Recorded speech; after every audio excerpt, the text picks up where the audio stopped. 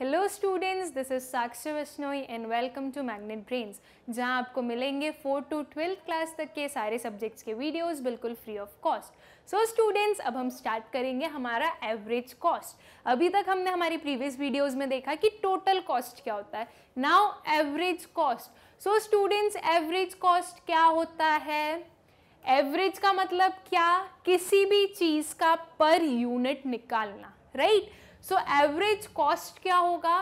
Per unit of total cost average cost होगा, right? मतलब एक किसी भी फैक्टर के कारण कितना कॉस्ट हो रहा है या हर एक लेवल ऑफ आउटपुट पर हर एक पर्टिकुलर लेवल ऑफ आउटपुट पर कितना कॉस्ट हो रहा है, उसे हम क्या कहेंगे? उसे हम कहेंगे average cost. Okay, so average cost क्या होता है? The per unit cost explain the relationship between cost and output in a more realistic manner. ठीक, एवरेज कॉस्ट क्या है? Per unit cost. Okay, per unit cost को हम कहते हैं एवरेज कॉस्ट। तो जो ये पर यूनिट कॉस्ट होती है स्टूडेंट्स, ये जो रिलेशनशिप है बिटवीन कॉस्ट एंड आउटपुट, उसको और ज़्यादा रियलिस्टिक मैनर में एक्सप्रेस करती है। कैसे करती है रियलिस्टिक मैनर में और ज़्यादा एक्सप्लेन? ये इसलिए करती है स्टूडेंट्स, क्योंकि जो हमारी हर एक आउटपुट पर, हर एक लेवल ऑफ आउटपुट पर कितना एक्सेस हमें कॉस्ट लग रहा है, वो चीज़ हम फाइंड आउट कर सकते हैं। लेट्स से फॉर एग्जाम्पल, जब जीरो लेवल ऑफ आउटपुट था, okay, zero level of output था, तो जो हमारी टोटल कॉस्ट थी वो कितनी थी? वो थी 10 units. Total cost zero unit of output पर 10 यूनिट्स क्यों थी स्टूडेंट्स? बिकॉज जो टोटल कॉस्ट होती है वो होती है एक सम अप, एक समीशन होता है किसके बीच का? टोटल फिक्स्ड कॉस्ट और टोटल वेरिएबल कॉस्ट के बीच का। एंड जो टोटल फिक्स्ड कॉस्ट होती है स्टूडेंट्स, वो कभी भी जीरो नहीं हो सकती है। जीरो लेवल ऑफ आउटपुट पर भी कुछ ना कुछ टोटल फिक्स्ड कॉस्ट होती है। तो वो जो ये जीरो लेवल ऑफ आउटपुट पर हमें जो टोटल कॉस्ट दिख रही है 10 रुपीज की, वो क्या है? वो बता रही है हमारी फिक्स्ड कॉस्ट कितनी है। Okay, so zero level of output पर हमारी जो टोटल कॉस्ट है वो 10 हुई। ओके, सो एवरेज कॉस्ट कितनी हो जाएगी स्टूडेंट्स? एवरेज कॉस्ट हम डिफाइन नहीं कर सकते, क्योंकि 10 डिवाइडेड बाय 0 हमें कुछ नंबर मिलेगा नहीं, राइट? देन अगर हमारा आउटपुट जो है वो 10 यूनिट्स हुआ, ओके, आउटपुट 10 यूनिट्स हुआ, हमारी जो टोटल कॉस्ट थी वो हो गई अब हमारी 20 यूनिट्स। ओके, वो हो गई हमारी 20 यूनिट्स। तो अब हमारी एवरेज कॉस्ट कितनी होगी स्टूडेंट्स? हम कैसे फाइंड आउट करेंगे एवरेज कॉस्ट? क्या फॉर्मूला हो सकता है एवरेज कॉस्ट को फाइंड आउट करने का? TC upon output, right? Relationship किसका देख रहे हैं हम? बिटवीन कॉस्ट एंड आउटपुट का रिलेशन देख रहे हैं। तो ये हो गया कॉस्ट, ये हो गई आउटपुट। सो TC अपॉन आउटपुट हमें क्या बता देगा? हमारा average cost. So average cost कितनी होगी जब हमारा आउटपुट 10 यूनिट्स का है? 2 रुपीज। 2 रुपीज की एवरेज कॉस्ट होगी। तो इससे हमें क्या पता चल रहा है कि हर एक पर्टिकुलर लेवल ऑफ आउटपुट को इंक्रीज करने के लिए, एक यूनिट ऑफ आउटपुट को इंक्रीज करने के लिए हमें 2 रुपीज का कॉस्ट जनरेट हो रहा है। मतलब ये जो 10 है, ये 10 यूनिट्स में से हर एक डिफरेंट 1 यूनिट को प्रोड्यूस करने में कितना कॉस्ट लग रहा है? 2 रुपीज का कॉस्ट लग रहा है। तो ये एक हमें रियलिस्टिक वे में बताया एवरेज कॉस्ट ने कि एक यूनिट का प्रोडक्शन करने के लिए आपको इन टोटल कितने यूनिट्स का कॉस्ट लग रहा है, कितने रुपीस का कॉस्ट इनकर हो रहा है। ये किसने बताया हमें? ये बताया हमें एवरेज कॉस्ट ने, राइट? एवरेज कॉस्ट ने हमें एक रियल पिक्चर दी कि अगर एक यूनिट ऑफ प्रोडक्शन आप बढ़ाओगे तो आपको उसके लिए कितना कॉस्ट लगेगा। ठीक, The 3 kinds of per unit cost are, अब जो हमारी पर यूनिट कॉस्ट होती है स्टूडेंट्स, वो 3 टाइप्स की होती है। पर यूनिट कॉस्ट मतलब हमारी जो एवरेज कॉस्ट होती है वो 3 टाइप्स की होती है। वो कौन सी होती है? Average fixed cost, average variable cost and average total cost और एवरेज कॉस्ट, राइट? हमें पता है स्टूडेंट्स कुछ ना कुछ फिक्स्ड कॉस्ट होती है, राइट? एंड कुछ ना कुछ वेरिएबल कॉस्ट होती है। एंड जब वेरिएबल कॉस्ट और फिक्स्ड कॉस्ट को हम ऐड करते हैं तो हमें क्या मिलता है? टोटल कॉस्ट मिलता है। ठीक, ये 3 चीजें हमें पता है।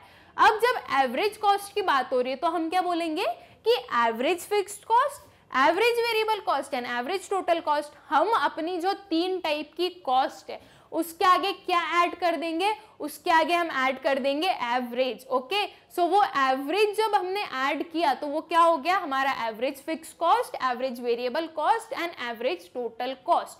ठीक, हमें तो पता है कि हमारी 3 टाइप ऑफ कॉस्ट होती है, fixed, average and fixed, variable and total, right. हमने जब उसके आगे टोटल लगाया था तो वो हमारा टोटल कॉस्ट का कंसेप्ट हो गया था।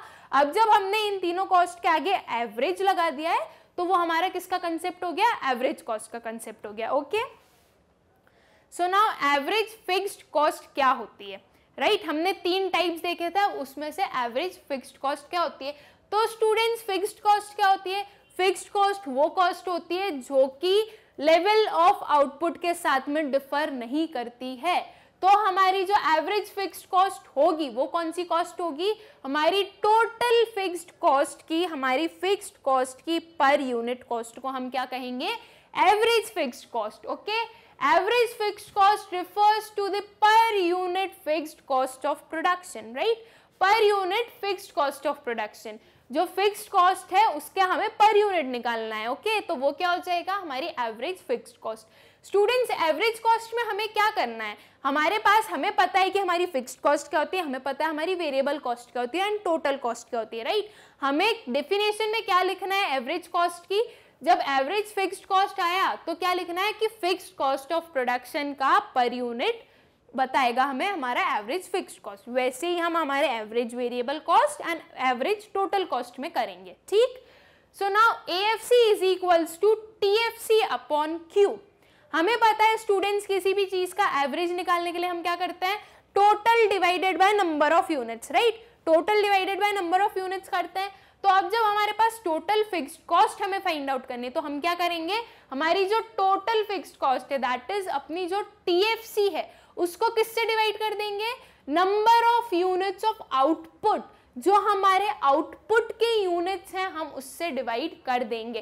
किसे, TFC को। तो हमें क्या मिलेगा, हमें मिलेगा AFC दैट इज हमारा एवरेज फिक्स्ड कॉस्ट। ठीक, यहाँ पे AFC क्या हुआ, हमारा average fixed cost, TFC is total fixed cost and Q is quantity of the output. Okay, AFC falls with the increase in output as TFC remains same at all levels of output। अब हमें क्या बोल रहा है ये कि जो average fixed cost है वो फॉल होती है with increase in the output.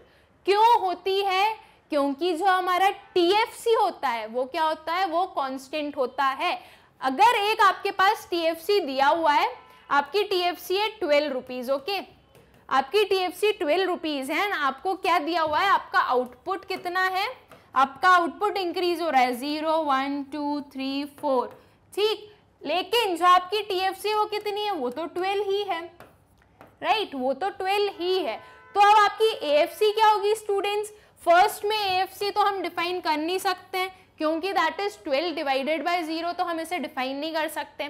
Then जब हम 12 डिवाइडेड बाय 1 करेंगे तो क्या होगा, उसका क्या आंसर आएगा, that is 12। Then 12 divided by 2 किया तो 6, 12 divided by 3 4 and 12 divided by 4 3। तो हमें क्या देखने को मिल रहा है स्टूडेंट्स, हम क्या ऑब्जर्व कर सकते हैं इस फॉलोइंग एग्जाम्पल से कि जो हमारी एवरेज फिक्स्ड कॉस्ट है वो क्या हो रही है, वो डिक्रीज हो रही है। वो डिक्रीज क्यों हो रही है स्टूडेंट्स, क्योंकि जो हमारा TFC है वो तो कांस्टेंट है, राइट, ये तो हमारा कांस्टेंट है, लेकिन जो हमारा लेवल ऑफ आउटपुट है वो क्या हो रहा है, वो चेंज हो रहा है। वो क्या हो रहा है, वो इंक्रीज हो रहा है। तो जब वो इंक्रीज हो रहा है, हमारा जो टोटल फिक्स्ड कॉस्ट है वो कांस्टेंट है, तो उसके कारण जो हमारा AFC है वो डिक्रीज हो रहा है। ओके, इसके कारण क्या हो रहा है, हमारा जो AFC है वो डिक्रीज हो रहा है। फाइन,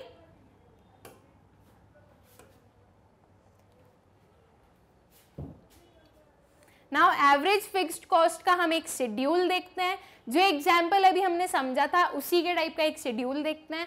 हमारे पास दिया हुआ है आउटपुट 0 1 2 3 4 5, फिक्स्ड कॉस्ट दिया हुआ है, टोटल फिक्स्ड कॉस्ट दिया हुआ है that is 12 12 12 12 12 12 and average fixed cost हमें फाइंड आउट करनी है, राइट। एवरेज फिक्स्ड कॉस्ट भी उन्होंने फाइंड आउट करके बताई है हमें कि क्या होगी।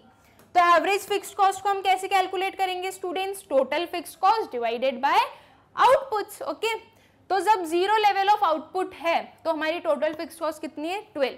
सो 12 डिवाइडेड बाय 0 हमें क्या मिला? इनफाइनाइट।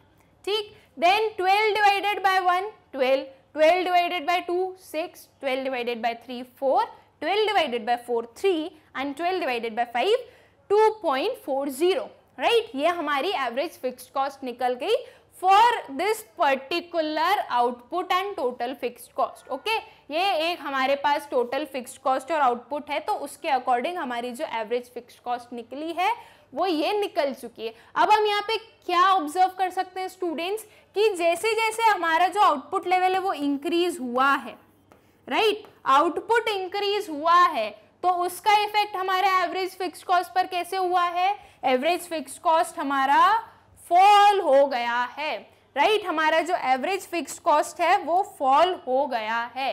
वो फॉल क्यों हो रहा है स्टूडेंट्स? क्योंकि हमारा जो आउटपुट है वो क्या हो रहा है? इंक्रीज हो रहा है, एंड जो हमारा टोटल फिक्स्ड कॉस्ट है उस पर क्या इफेक्ट है उसका? वो चेंज नहीं हो रहा है। जो हमारा टोटल फिक्स्ड कॉस्ट है वो चेंज नहीं हो रहा है और हमारा जो आउटपुट है वो इंक्रीज हो रहा है। इसके कारण जो हमारा एवरेज फिक्स्ड कॉस्ट है वो डिक्रीज हो रहा है। ठीक,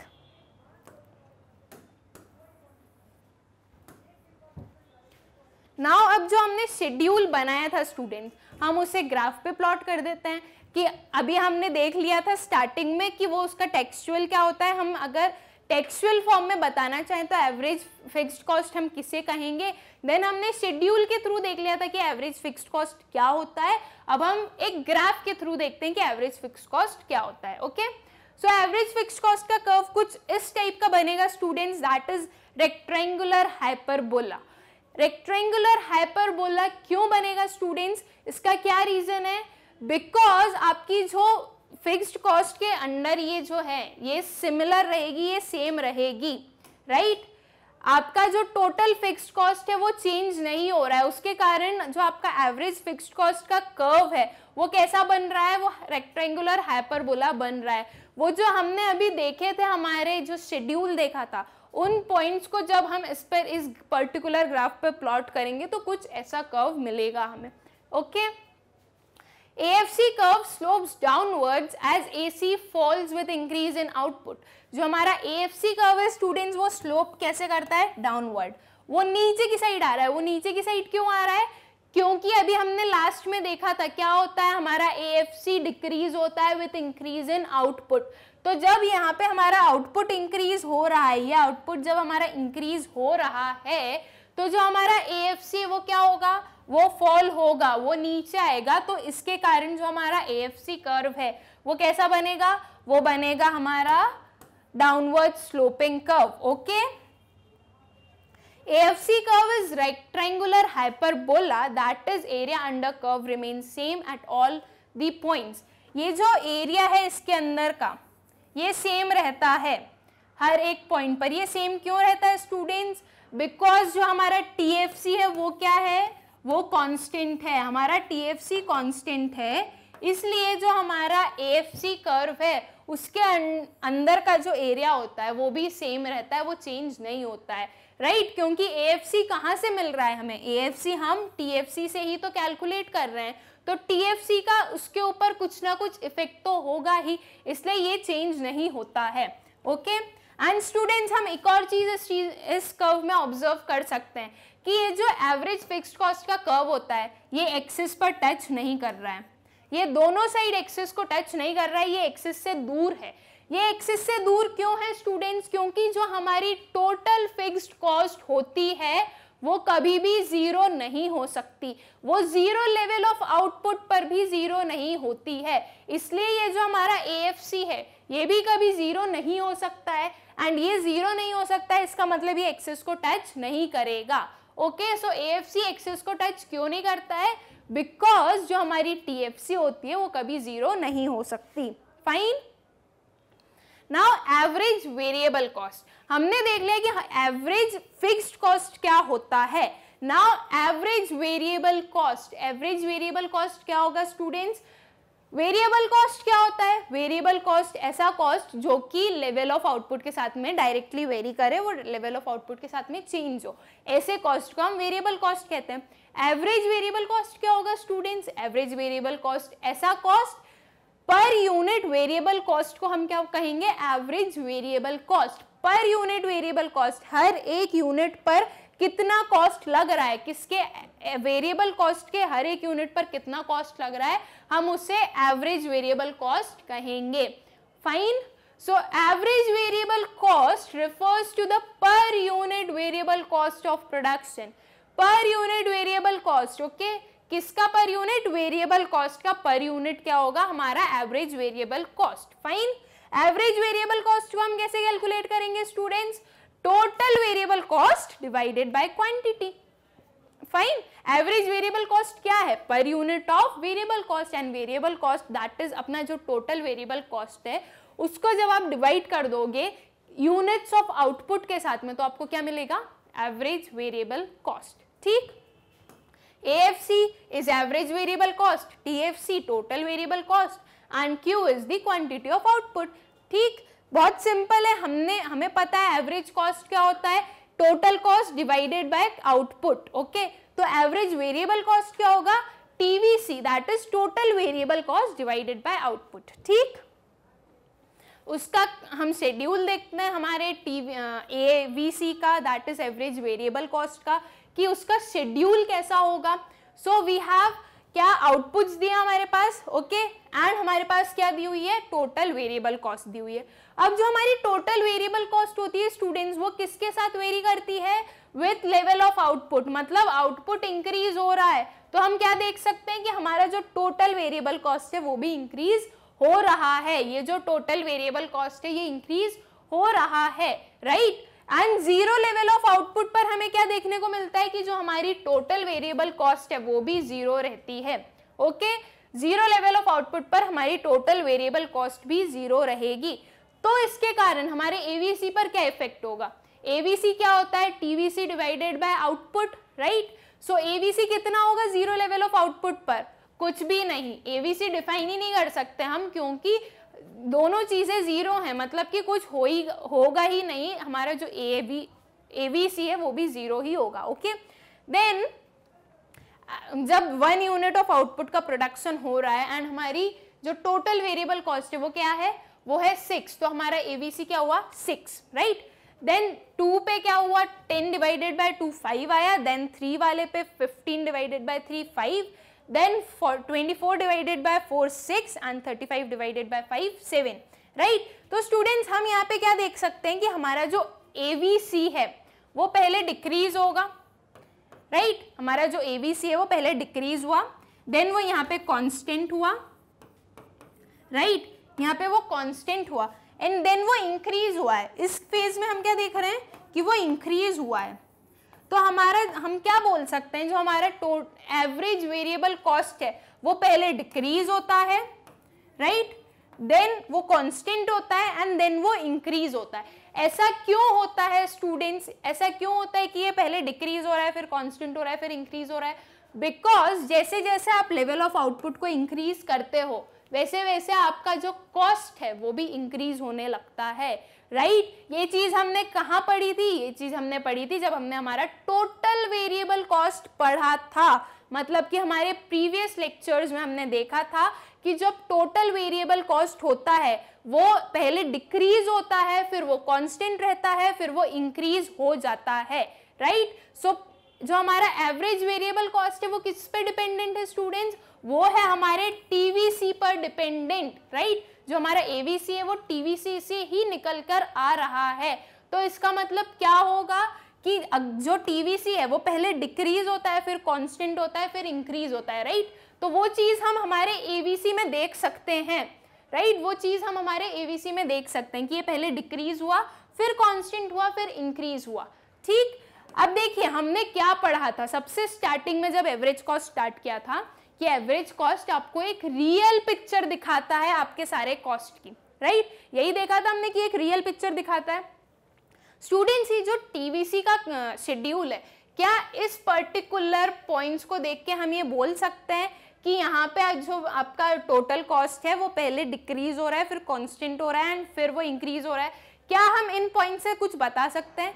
नहीं बता सकते। यहाँ से हमें क्या पता चल रहा है कि जो हमारा टीवीसी है वो इंक्रीज हो रहा है। हम सिर्फ इतना ही बता रहे हैं कि वो इंक्रीज हो रहा है इस पर्टिकुलर चीज को देख के, लेकिन ऐसा नहीं है। हमने क्या पढ़ा था हमारे टीवीसी में कि वो पहले ही इंक्रीज होता है, फिर कांस्टेंट होता है, फिर डिक्रीज होता है, राइट। बट वो चीज हमें यहाँ पे दिख नहीं रही है। तो अब हम क्या करें, हमने कैलकुलेट किया एवीसी। एवीसी क्या हेल्प करता है, किस चीज में हमें हेल्प करता है? एवीसी हमें बताता है एक रियल पिक्चर, एक रियल पिक्चर दिखाता है कि क्या सच्चाई है, राइट। इसमें हमें क्या दिख रहा है कि बस जो टीवीसी है वो इंक्रीज होता हुआ दिख रहा है, लेकिन सच्चाई क्या है?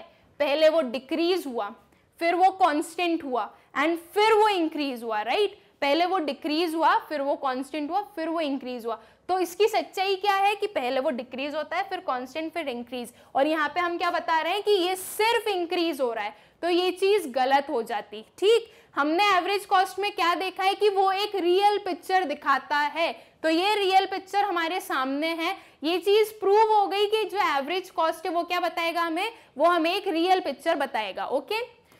अब हमने देख लिया इसका शेड्यूल, अब इसे हम ग्राफ पे प्लॉट कर देते हैं। यही सारी चीजों को हम जब ग्राफ पे प्लॉट करेंगे तो हमें एक यू शेप्ड कर्व मिलेगा। यू शेप्ड कर्व क्यों मिलेगा स्टूडेंट्स, क्या बताएगा वो कि पहले जो आपकी कॉस्ट थी वो क्या हुई, डिक्रीज हुई, राइट। पहले कॉस्ट डिक्रीज हुई, देन वो कुछ टाइम के लिए कांस्टेंट रही यहाँ पे, एंड देन वो इंक्रीज होने लग गई, राइट। पहले वो डिक्रीज हुई, देन वो कांस्टेंट रही एंड देन वो इंक्रीज होने लग गई। ये चीज हमने यहाँ पे देखी, पहले डिक्रीज हुई, फिर यहाँ पे कांस्टेंट थी एंड यहाँ पे क्या हुई, यहाँ पे इंक्रीज हुई, राइट। तो यही चीज हम अपने ग्राफ में देख रहे हैं। ये यू शेप्ड क्यों है, ये बता रहा है यू शेप्ड होके कि पहले वो आपकी जो कॉस्ट है वो नीचे गिरी, फिर थोड़ी देर के लिए वो वहीं रही, वो चेंज नहीं हुई एंड देन वो इंक्रीज होने लग गई, राइट। इसलिए जो हमारा एवीसी कर्व होता है स्टूडेंट्स वो यू शेप्ड कर्व होता है, ठीक।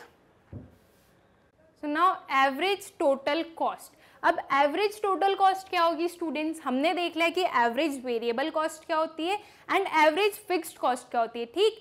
जब हम दोनों को ऐड कर देंगे तो हमें क्या मिल जाएगा, हमें मिल जाएगी हमारी एवरेज टोटल कॉस्ट, ठीक। यही होगी ना हमारी average total cost, average fixed cost plus average variable cost, दोनों का सम अप किया तो हमें क्या मिल गई, हमारी एवरेज टोटल कॉस्ट, ठीक। या फिर हम एवरेज टोटल कॉस्ट को कैसे कैलकुलेट कर सकते हैं, total cost divided by output, ठीक। ये भी एक हमारा कंडीशन हो सकती है, ये भी एक हमारी तरीका हो सकता है कैलकुलेट करने का, किससे, एवरेज टोटल कॉस्ट को कैलकुलेट करने का। सो एवरेज टोटल कॉस्ट क्या होगी student, refers to per unit total cost of production। Per unit total cost of production को हम एवरेज टोटल कॉस्ट कहेंगे, ठीक। AC is equals to TC divided by Q, ठीक। AC क्या हुआ, average cost हुआ, TC क्या हुआ, टोटल कॉस्ट हुआ एंड Q क्या हो गया हमारा, क्वांटिटी ऑफ आउटपुट, या फिर AC is equals to AFC plus ABC, okay. So now एक शेड्यूल देखते हैं हम हमारे AC का, ठीक है। AC कैसे कैलकुलेट करते हैं हम, AC क्या कैसे पता चलता है हमें, दैट इज हमारा जो एवरेज कॉस्ट है वो हम कैसे कैलकुलेट कर सकते हैं, adding average fixed cost and average variable cost. जब हम दोनों को ऐड कर देंगे तो हमें क्या मिलेगा, हमें मिल जाएगा हमारा एवरेज कॉस्ट, ठीक।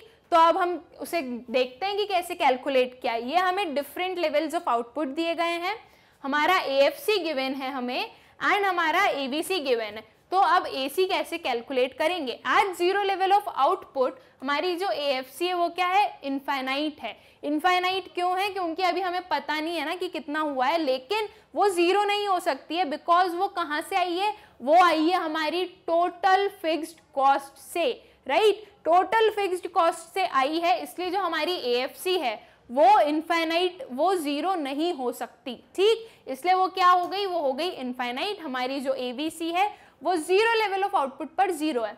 तो हमारी जो AC है वो क्या होगी, हम AC को डिफाइन नहीं कर सकते, हमारी जो एवरेज कॉस्ट है उसे हम डिफाइन नहीं कर सकते बिकॉज एवरेज कॉस्ट क्या होती है स्टूडेंट्स, एवरेज कॉस्ट हमें किसके बीच का रिलेशन बताती है, कॉस्ट एंड आउटपुट के बीच का रिलेशन। तो जब आउटपुट 0 है तो हम डिफाइन नहीं कर सकते कि कितनी कॉस्ट हुई होगी, इसलिए जो हमारी एवरेज कॉस्ट है वो 0 लेवल ऑफ आउटपुट पर क्या होती है, हम डिफाइन नहीं कर सकते उसे। ओके, देन जब 1 लेवल ऑफ आउटपुट है, 1 यूनिट्स आउटपुट का प्रोडक्शन हो रहा है, सो 12 हो गई हमारी AFC, ABC कितनी है 6 यूनिट्स, दोनों को ऐड किया तो हमें क्या मिला, हमें मिला 18, राइट। देन हम फर्दर चल जाते गए, 6 + 5 11, 4 + 5 9, 3 + 6 9 एंड 2.40 + 7 9.40, राइट। अब स्टूडेंट्स हमें क्या देखना है, ये चीजें तो आप कर लोगे, ये AFC दिया है, ABC दिया है, दोनों को ऐड करके AC तो फाइंड आउट आप कर लोगे, लेकिन हमें क्या ध्यान देना है, हमें क्या पता चल रहा है यहाँ से, हमें क्या दिख रहा है कि यहाँ पे क्या हो रहा है, हमारी कॉस्ट डिक्रीज हो रही है, राइट। यहाँ पर हमारी कॉस्ट डिक्रीज हो रही है। देन इस पॉइंट पर हमारी कॉस्ट को क्या हुआ, इस पॉइंट पर हमारी कॉस्ट कांस्टेंट हो गई, राइट। इस पॉइंट पर जो हमारी कॉस्ट है वो कांस्टेंट हो गई है, 9 and 9, कोई चेंजेस नहीं आए, वो कांस्टेंट है। एंड देन वो वापस इंक्रीज हो गई, 9 से 9.40, वापस जो हमारी कॉस्ट है वो इंक्रीज होना स्टार्ट हो गई है, राइट। तो अब हमें क्या पता चल रहा है कि जो हमारी कॉस्ट होती है वो पहले डिक्रीज होती है, फिर वो कांस्टेंट रहती है एंड देन वो इंक्रीज होती है। ऐसा क्यों होता है, ये होता है because of law of variable proportion, right. जब आप स्टार्टिंग में कोई वेरिएबल इनपुट्स को इंक्रीज करते हैं तो क्या होता है, वो लोग बहुत एफिशिएंटली वर्क करते हैं, तो आपके जो रॉ मटेरियल्स हैं या आपके जो लेबर्स हैं या आपके जो भी इनपुट्स हैं वो अच्छे से यूटिलाइज होते हैं, तो इसका मतलब क्या होता है, आपकी कॉस्ट कम लगती है, आपको कॉस्ट कम जनरेट होती है, देन वो कांस्टेंट हो जाती है। जब आप फिर भी आपके इनपुट्स बढ़ाते जा रहे हो तो क्या होगा, एक टाइम पर आकर आपका जो टोटल प्रोडक्ट है वो कांस्टेंट हो जाएगा, मतलब उसमें कोई चेंजेस आएंगे नहीं, तब हमारी जो टोटल कॉस्ट है, दैट इज हमारी जो एवरेज कॉस्ट है वो भी कांस्टेंट हो जाएगी, ठीक। फिर उस पॉइंट के बाद में जब आपका टोटल प्रोडक्ट गिरने लगेगा, जब आपका टोटल प्रोडक्ट फॉल होगा, तब क्या होगा, तब जो आपका एवरेज कॉस्ट है वो भी फॉल होगा, वो इंक्रीज होगा, वो इंक्रीज क्यों होगा स्टूडेंट्स, क्योंकि अब जो आपके वेरिएबल इनपुट्स है वो अच्छे से काम नहीं कर रहे हैं, वो एफिशिएंटली काम नहीं कर रहे हैं, तो वो किस चीज को जनरेट कर रहे हैं, वो कॉस्ट बढ़ा रहे हैं हमारा, राइट। वो कॉस्ट बढ़ा रहे हैं, क्यों, क्योंकि अब वो एफिशिएंटली वर्क नहीं कर रहे हैं, अब जो हमारे रिसोर्सेज हैं वो अंडर यूटिलाइज्ड हैं, उनका वेस्टेज बहुत ज्यादा हो रहा है, तो इसके कारण जो हमारी कॉस्ट है वो इंक्रीज हो रही है। तो ये चीज हम कैसे कैलकुलेट कर सकते हैं, कैसे देख सकते हैं, थ्रू आवर एवरेज कॉस्ट, कि हमारी जो एवरेज कॉस्ट वो पहले डिक्रीज हुई, देन वो कांस्टेंट रही और फिर वो इंक्रीज हुई, ठीक। अब इस चीज को हम जब ग्राफ पे प्लॉट करेंगे तो हमें कैसा कर्व मिलेगा, हमें एक यू शेप्ड कर्व मिलेगा, क्यों, क्योंकि वो क्या दिखा रहा है हमें कि पहले जो आपकी कॉस्ट है वो क्या हुई, डिक्रीज हुई, पहले आपकी जो कॉस्ट थी वो डिक्रीज हुई, देन जो आपकी कॉस्ट थी वो कांस्टेंट थी, इस पॉइंट पर आपकी जो कॉस्ट है वो क्या हो गई, वो कांस्टेंट हो गई, एंड इस पॉइंट के बाद में जो आपकी कॉस्ट है वो कैसी हो गई, वो इंक्रीज होने लग गई, राइट। पहले आपकी कॉस्ट डिक्रीज हुई, फिर वो कांस्टेंट रही, एंड देन वो जो कॉस्ट थी आपकी वो इंक्रीज होने लग गई। तो ये जो सिनेरियो है ये कैसा शेप प्रोड्यूस कर रहा है, ये एक यू शेप का कर्व बना रहा है, मतलब जो हमारा एवरेज कॉस्ट कर्व होगा वो कैसा होगा, यू शेप्ड होगा, क्यों, क्योंकि जो कॉस्ट होती है वो पहले डिक्रीज होती है, फिर वो कांस्टेंट रहती है, एंड देन वो इंक्रीज होती है, ठीक। Now important observations AC, ABC and AFC, इनके बीच के क्या इंपॉर्टेंट ऑब्जर्वेशंस होंगे वो देखते हैं हम। AC curve will always lie above the ABC curve because AC at all levels of output includes both ABC and AFC, right? ये हमारे पास एक कर्व है स्टूडेंट्स, इसमें हमें क्या दिख रहा है कि जो AC कर्व है वो हमेशा किसके ऊपर है, वो हमेशा ABC के ऊपर है। ABC के ऊपर क्यों है स्टूडेंट्स, वो ABC के इसलिए ऊपर है क्योंकि जो AC है वो एक सम अप है ABC और AFC का, राइट। दोनों चीज को ऐड करके हमारा AC निकल रहा है। तो ये इसके ऊपर इसलिए होगा क्योंकि जो AFC है वो भी हो रही है, कहीं ना कहीं वो भी जनरेट तो हो रही है, तो जो AFC का डिफरेंस है उतने डिफरेंस है हमारा जो AC कर्व है वो ऊपर होगा हमारे AVC कर्व से, ठीक। Then as the output increases the gap between AC and AVC curve decreases but they never intersect each other। जैसे जैसे आउटपुट इंक्रीज हो रहा है वैसे वैसे जो आपका डिफरेंस है between AC and AVC curve वो कम होता जा रहा है, राइट। यहाँ पे हम देख रहे हैं कि यहाँ पे इतना गैप है एंड देन धीरे धीरे वो क्या हो रहा है, वो जो डिफरेंस है वो कम होता जा रहा है। वो डिफरेंस कम क्यों हो रहा है स्टूडेंट्स, क्योंकि जो हमारा AFC है हमने देखा है AFC कम होता है विथ इंक्रीज इन आउटपुट, हमारा जो AFC वो डिक्रीज होता है।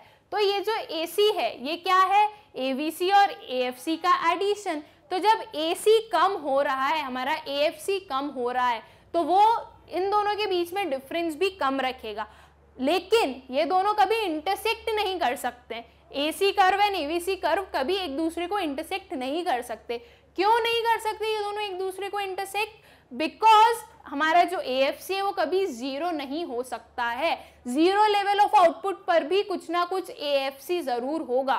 तो जब AFC जीरो नहीं हो सकता है तो मतलब ये दोनों इंटरसेक्ट नहीं कर सकते, कुछ ना कुछ डिफरेंस जरूर होगा हमारे AC एंड AVC कर्व के बीच में, okay. AVC reaches its minimum point at a level of output lower than that of AC। जो हमारा AFC है, AVC है सॉरी, वो उसके मिनिमम पॉइंट पर जहाँ पे पहुँचता है वो किससे नीचे होता है, AC कर्व से नीचे होता है। क्यों नीचे होता है, बिकॉज AC से वो नीचे ही लाई करता है एंड AC किसका एडिशन है, AC हमारे AFC एंड AVC का एडिशन है। तो जब इन दोनों को ऐड करते हैं तो AC बनता है, तो इसलिए जो हमारा AVC का जो मिनिमम पॉइंट है वो किसके नीचे होगा, वो AC के नीचे होगा, ठीक। तो स्टूडेंट्स ये थे हमारे एवरेज कॉस्ट एंड वो एवरेज कॉस्ट डिफरेंट क्या होते हैं एंड हमने देखा ये चीज़ को समझा, विजुअलाइज किया है कि जो एवरेज कॉस्ट है वो हमें एक रियल सिचुएशन बताते हैं, एक रियल सिनेरियो बताते हैं। वो हमें ये चीज़ बहुत क्लियरली बताते हैं कि जो आपका कॉस्ट है वो क्या होता है, वो पहले डिक्रीज होता है, देन कांस्टेंट होता है एंड देन इंक्रीज होता है। तो हमने क्या देखा कि जो एवरेज कॉस्ट है वो हमें हमारा रियल सिनेरियो दिखा रहा है, ओके। सो ये था हमारा एवरेज कॉस्ट से रिलेटेड लेक्चर एंड इसके आपको नोट्स की लिंक कहाँ मिलेगी स्टूडेंट्स, डिस्क्रिप्शन में मिलेगी, आप लोग जाकर चेक कर सकते हैं।